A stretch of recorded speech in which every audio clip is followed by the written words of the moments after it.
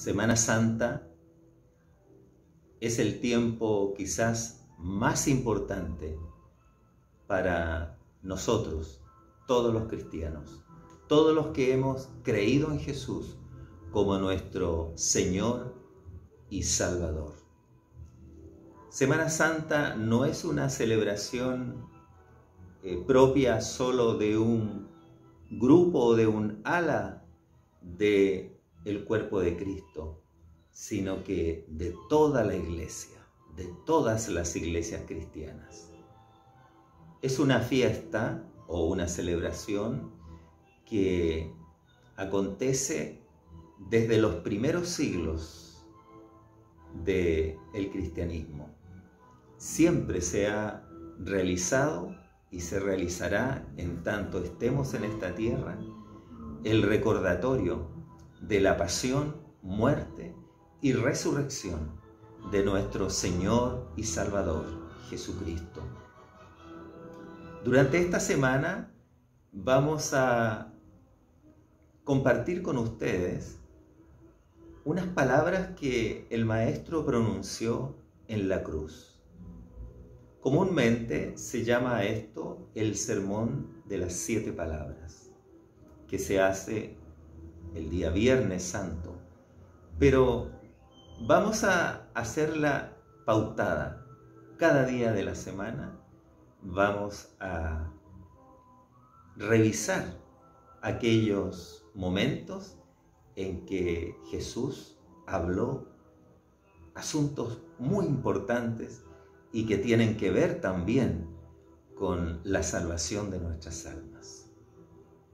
Vamos entonces a la primera palabra, que la encontramos en el Evangelio según San Lucas, en el capítulo 23. Leamos los versículos 32, 33 y 34. Dice así: llevaban también con él a otros 2, que eran malhechores, para ser muertos. Y cuando llegaron al lugar llamado de la Calavera, le crucificaron allí, y a los malhechores, uno a la derecha y otro a la izquierda. Y Jesús decía: Padre, perdónalos, porque no saben lo que hacen. Y repartieron entre sí sus vestidos, echando suertes. La Biblia, en sus relatos, casi siempre es muy escueta. No es detallista como lo podría ser una novela o un cuento en la literatura. Por tanto, hay aspectos que uno tiene que imaginar, suponer y también investigar a través de la historia y de los libros que hablan acerca de esas épocas que toca el libro sagrado. Tenemos aquí entonces que nos dice que llevaban también con Jesús, los soldados romanos llevaban, ¿no es cierto?, a 2 malhechores, a 2 delincuentes, junto con Jesús, para ser muertos, porque la cruz era una pena de muerte. La cruz es un símbolo también de muerte, es un símbolo de aquella época también en que se crucificaba a quienes cometían delitos graves para la ley romana. Entonces la cruz es un signo de muerte, el signo de aquellos que delinquían, que habían cometido una falta. No era algo digno entonces la cruz, ni era digno posteriormente para la gente de aquella época que los cristianos siguieran o recordaran a uno que había sido muerto en la cruz. Allí podemos entender nosotros entonces la reacción muchas veces de los que no eran cristianos para con los creyentes. Los creyentes seguían el recuerdo de un malhechor para ellos, y uno que había dicho que era Dios, uno que ni siquiera era un entendido o un personaje reconocido por los sacerdotes como un maestro de escrituras, uno que no había hecho estudios con los más prominentes maestros como fue Gamaliel. Entonces, la figura de Jesús para los que no creían en él realmente no era de admirar. Por eso sufrieron también tanta persecución los primeros cristianos. Pero aquí estamos viendo el pasaje en que Jesús va a ser crucificado. Llevaban también con él a otros 2 que eran malhechores para ser muertos. Y cuando llegaron al lugar llamado de la Calavera, ese es el monte Calvario, ¿no? O el monte de la Calavera, era el lugar donde se hacían esta pena de muerte, donde se crucificaba, donde se llevaba a los condenados a morir, a ese lugar. Por lo tanto, allí había muchas veces también despojos, y no era un lugar hermoso, por supuesto, un lugar de muerte, un lugar muy feo, que traía mucho dolor.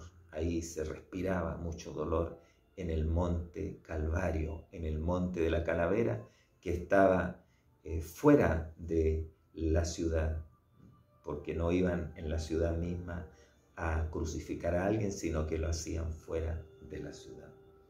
Y cuando llegaron al lugar llamado de la Calavera, le crucificaron allí. ¿Se fija usted que breve es la palabra aquí? Le crucificaron. Claro, nosotros hemos visto muchas pinturas y películas, ¿no es cierto?, en el cine y en la televisión, que relatan con detalle esto. Y se ve allí, ¿no es cierto?, cuando le están clavando los clavos, el grito que da Jesús, o en fin, todos los detalles, sobre todo en estos tiempos en que se gusta tanto de un cine más crudo y a veces violento. Entonces hemos podido ver esta crucifixión como debe haber sido en su rudeza, en su ferocidad, en algo muy realmente terrible, una pena de muerte dolorosísima, y por supuesto también allí rodeado de personas que se burlaban de Jesús. Le crucificaron allí y a los malhechores, es decir, también crucificaron a los malhechores, uno a la derecha y otro a la izquierda. Y Jesús decía, podemos ver en las pinturas a veces que se ven estas 3 cruces, ¿no es cierto? En el centro está Jesús y a los costados los delincuentes con los cuales él estuvo condenado y murió.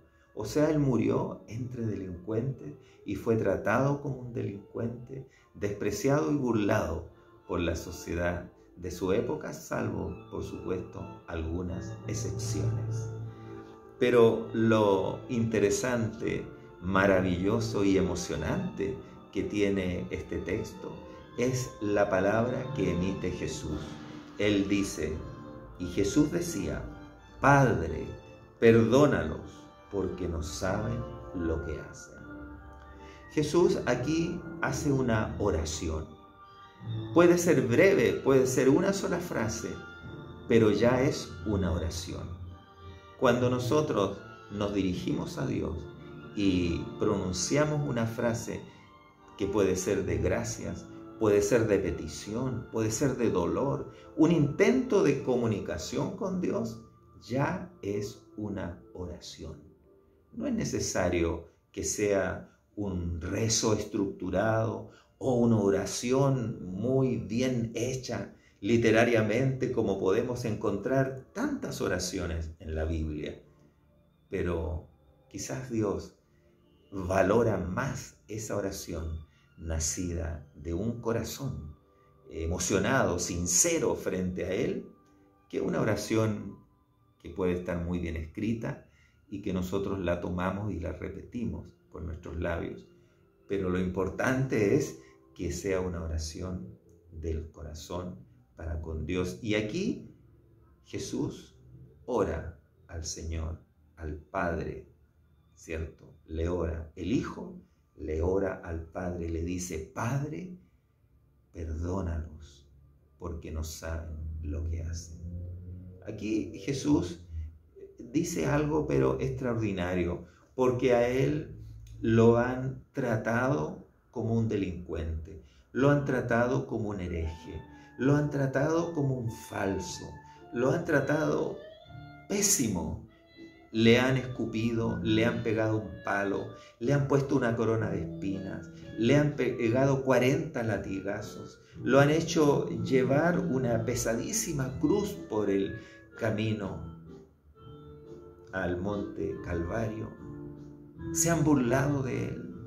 Sin embargo, Él, con ese profundo amor por el ser humano, aún con los que le hacen daño, aún con sus enemigos, Él ora por ellos y le dice al Padre: perdónalos, Padre, porque no saben lo que hacen. O sea, los justifica de inmediato. Dice: ellos no saben lo que hacen. No saben que yo soy el Hijo de Dios. No saben que yo soy el Salvador del mundo.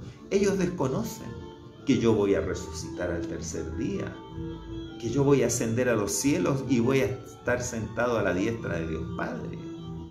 Ellos desconocen aquello y por lo tanto le pide a Dios que los perdone. Perdónalos, Padre, porque no saben lo que hacen. ¿Hacemos nosotros eso? ¿Hace usted lo mismo que Jesús? Tal vez perdonamos a nuestros hermanos, quizás al papá o a la mamá si alguna vez nos hizo algún daño o procedió de alguna mala forma, a un cercano, a un amigo, perdonamos. Pero aquel que nos ha hecho daño sin ninguna base, por maldad, por envidia, por rabia, ese desconocido o conocido que nos dañó en el pasado, ¿lo perdonamos nosotros? Quizás tendríamos que detenernos a pensar por qué esa persona actuó así. ¿Cuál fue su motivación al actuar en una manera incorrecta con nosotros? Quizás esa persona nació en un medio escaso económicamente y entonces siente envidia, rabia de que nosotros tengamos un poquito más que ella o que él. Y entonces esa desvalorización lo hace molestarse con nosotros y decirnos algo negativo, o robarnos, o actuar de una forma incorrecta, quizá desprestigiándonos, murmurando de nosotros. La clave es comprender al otro. ¿Por qué actúa así? Padre, perdónanos, porque no saben lo que hacen. Cuando nosotros empezamos a entender por qué el prójimo, cuando actúa mal, por qué lo hace, empezamos a caminar en el sendero que Dios quiere que andemos, comprendiendo a nuestro prójimo, perdonándolo, cubriéndolos con el amor. Y más aún, orando a Dios para que el Señor les dé el perdón. Claro, nosotros podemos perdonar, ¿cierto? Es nuestro deber perdonar. Pero más importante es que Dios los perdone. Padre, perdónanos, porque no saben lo que hacen.